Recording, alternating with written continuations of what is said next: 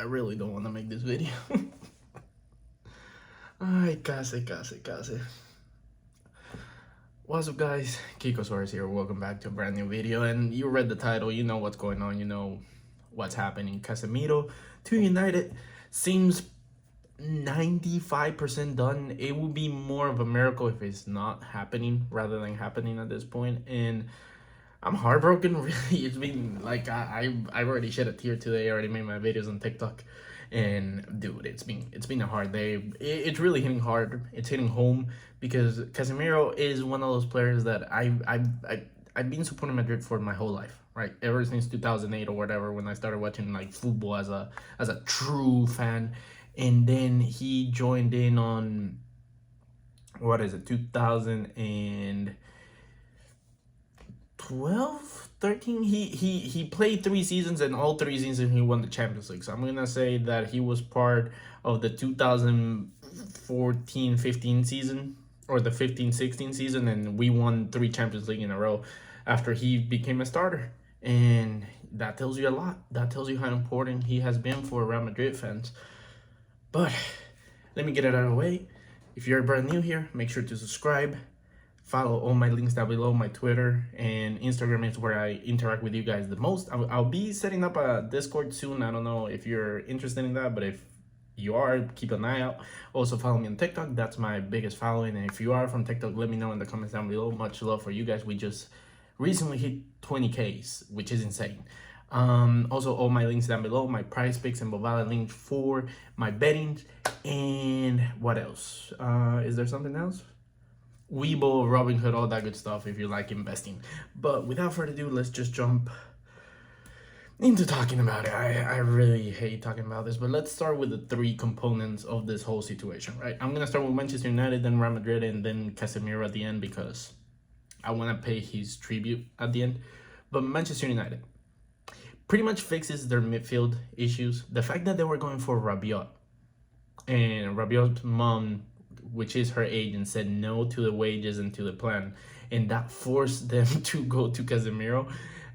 I already hated Rabiot for his time at Juventus and under Cristiano and everything, and how bad he is as a player, or overrated he is a player. Now I get another reason because now he might be the reason for us not keeping Casemiro.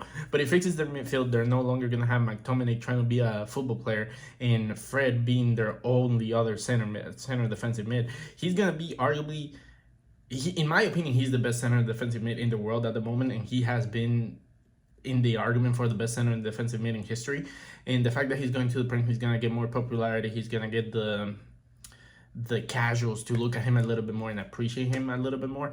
But now he's going to be the sole DM of that team, and Ten Hag will find a fixture of taking some pressure of Maguire and taking some pressure of Lisandro Martinez, Varane, or anyone. And the fact that he's going to play with Varane and Cristiano again is insane. If Cristiano does stay, the next step is what is going to be his role at United, because you got to think of him in the sense he is a pure DM. He is a great passer. His passing is very underrated for the people that don't watch Real Madrid and they only watch him when he plays against big teams. But his passing is really good. So are they going to go for a lone DM with Eriksen and Bruno next to him? Are they going to go for a 4-2-3-1 and they're going to put him next to Fred or Bruno dropping down, or Eriksen as a complementary DM, like the role that Modric used to have? It's a lot of things that Ten Hag could do. Now, the one thing I'm thinking about United, I'm not well educated on the Glazer situation. For it seems like they're selling the club now. If you're a Manchester United, let me know in the comments down below exactly what's going on. But is this a Hail Mary situation? They saw how good he is and they're just buying players for the sake of it, or are they actually looking at it as like, hey, this is our player for the next 5-6 years? Because his contract is huge. It's until 2025 with the option to get another year, which that would give him a 5-year contract, which is insane for a 30-year-old player. And he's going to make a lot of money, which I don't blame him whatsoever. But is it really a Hail Mary, or are they just trying to inflate the price of the club so when they sell it, they get the most money? I don't know. Let me know in the comments down below. My last bullet point on my notes is it will pay dividends. It will pay dividends. I don't care what team you put Casemiro in, he will be by far the best center defensive mid. He will be in that league. He will be a top 3, top 2, top 1 center defensive mid. He will be in that competition. He will be in that argument. He just needs the complementary pieces around him in the midfield, and he will do his job, which is cutting the play, recovering the ball, and making and giving that peace of mind to the defenders next to him. As for Real Madrid, it really hurts. It hurts us a lot because it's the whole 2015-16 season repeating itself all over again. Because if you remember, Ancelotti won the La Decima, right? And then the season right after, we let Xabi Alonso leave. It didn't make sense then. It doesn't make sense now. Same thing with Casemiro. We win the Champions League. Ancelotti already has a plan for the full season on what he's gonna do, how he's gonna use the team, and we let our DM go again. Shit. Then at least this time, back then we didn't have a replacement. We actually struggled a lot to find a replacement for Xabi Alonso until we got Casemiro, really. But this time we have Tchouaméni, who was supposed to be a passing of the torch. You have Casemiro being our main DM, our starting DM, our start of our midfield, and Tchouaméni taking over and slowly being the one that kicks in. I didn't think Casemiro was gonna be stepping down or getting kicked out of the team until he was like 33. I'm talking like 3 years from now. And that's when Tchouaméni was gonna start being the official start, if not as a CM, as a DM. But now Tchouaméni is gonna be thrown into the wolves. He's not gonna be able to learn the role that Casemiro has been doing for the last 8 years, 9 years. And he's gonna have to complement himself with Modric and Kroos, which, even though they're great players, they're gonna expect him to do what Casemiro was doing, which is unfair. What I can say, Real Madrid does respect our players, our big players. A lot of people always say like, "Oh, you didn't give Casillas and all of them the proper farewell and stuff like that."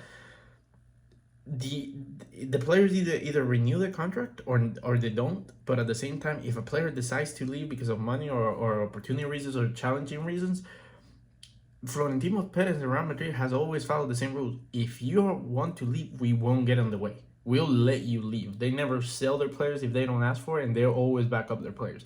In Casemiro, the tweets and the articles say that Casemiro wants a good offer from Madrid to be compensated for him leaving, but he's also gonna get a lot of money. So can you blame him? He's gonna almost double and a half his wages. He's currently at $189,000 a week.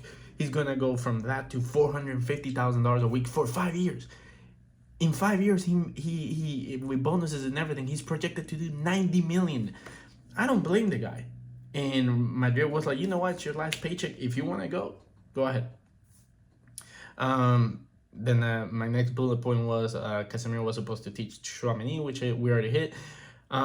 We go from winning everything to no longer a favorite to anything. I mean that with a passion. And what I mean by that is, if we had our whole team, right? We had Casemiro, Modric, and Kroos, and then Tchouaméni, Camavinga, and Valverde behind them. We had one of the best depth projection midfielders in the world. Like, you could not tell me like one gets injured, the next one up, the next three up could not complement the midfield to the point that it wasn't gonna help. Now, since we lose our main tank, our main point, our main attitude, our main assassin, if you want to call it that, we no longer have that edge.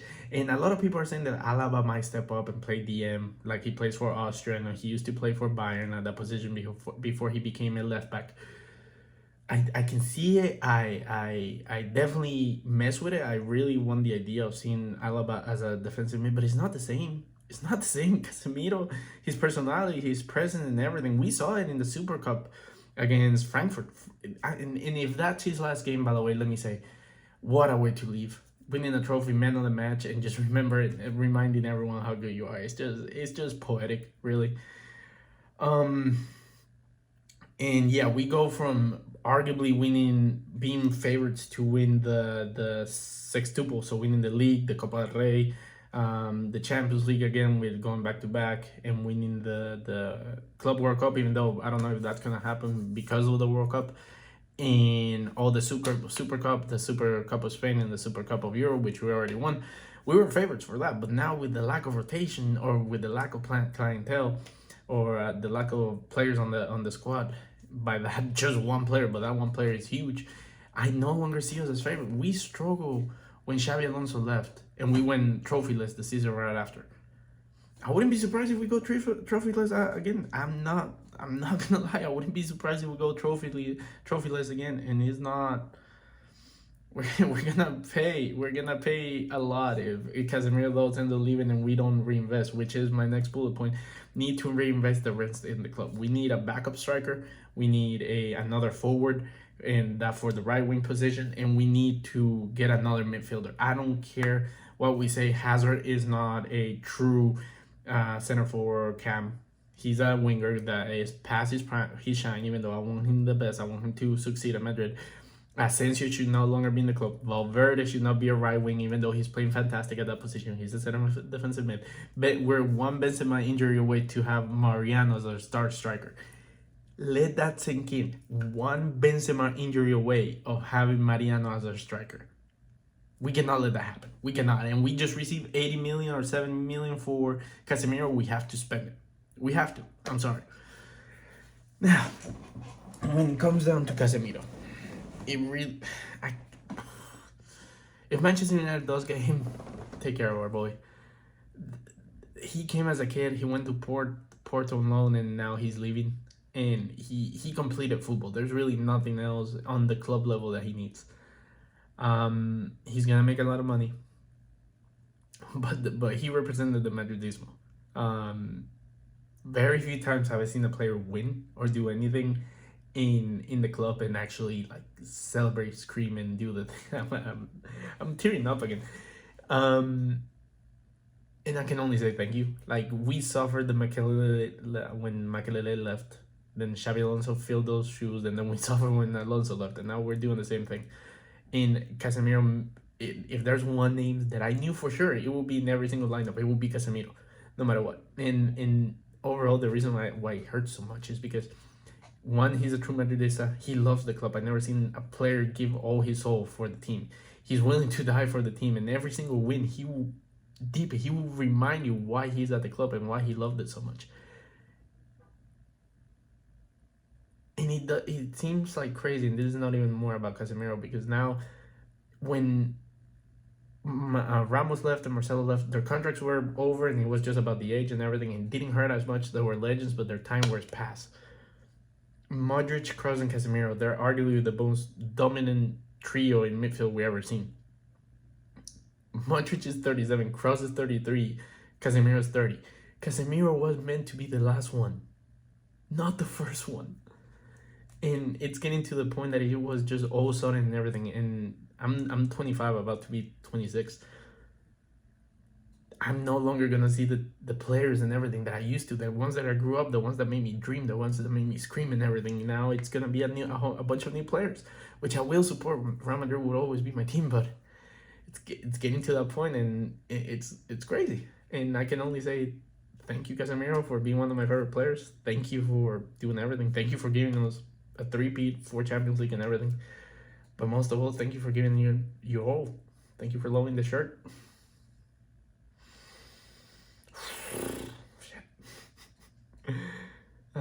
If you enjoyed the video, thank you. If you made it this long, you're probably a true Madridista like me.